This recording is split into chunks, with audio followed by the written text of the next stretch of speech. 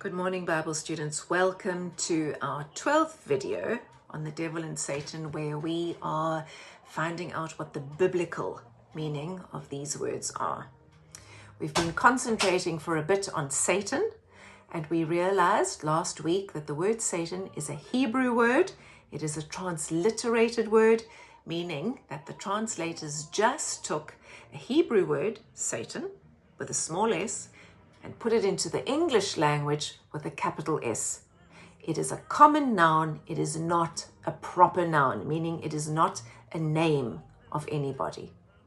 We looked at Numbers 22, verse 22, where the angel of God, following the will of God, stood as an adversary or a Satan to Balaam, because Balaam was going to go and curse Israel for Balak's sake and pots of money. That word, an adversary, should have been translated Satan, but it was not. It was translated correctly as an adversary.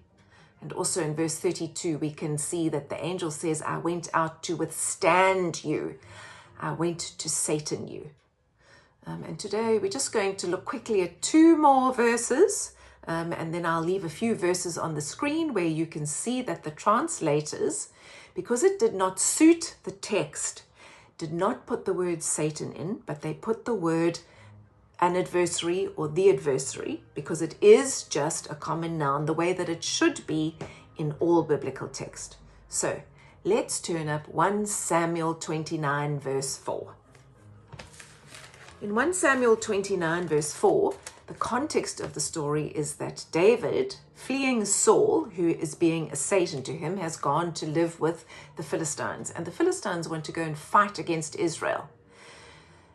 Achish, with whom David has been living, says that David's going to come up with them because he's such a mighty warrior. And the Philistines say, no, he can't, lest he, David, be an adversary against us. Now that word is, lest David be a Satan against us. Why?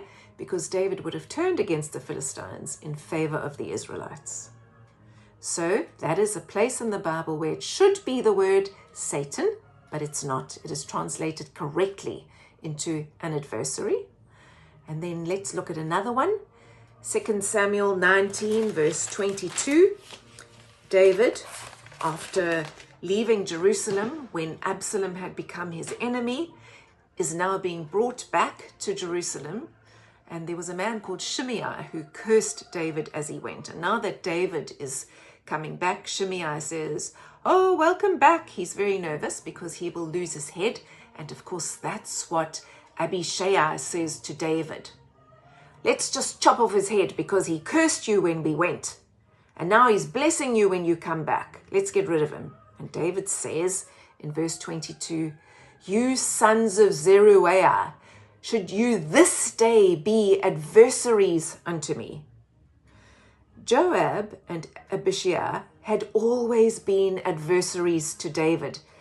They were very hard men, and there were a few instances where Joab had gone against the word of David.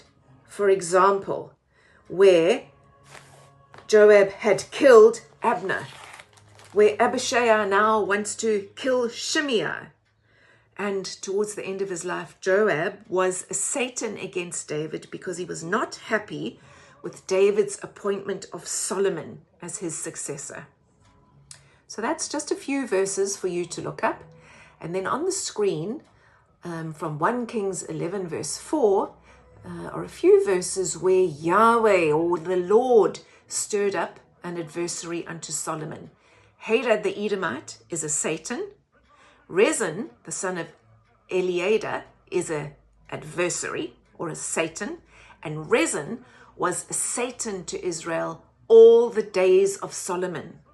So each of those verses should be Satan. Rezin was Satan to Israel all the days of Solomon. And the translators did not translate it as Satan. They translated it properly as an adversary.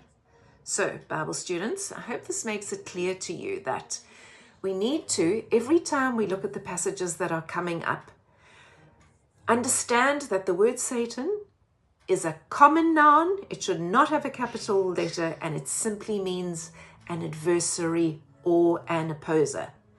And with that in mind, we're going to look at some more difficult, seemingly difficult passages in the next video.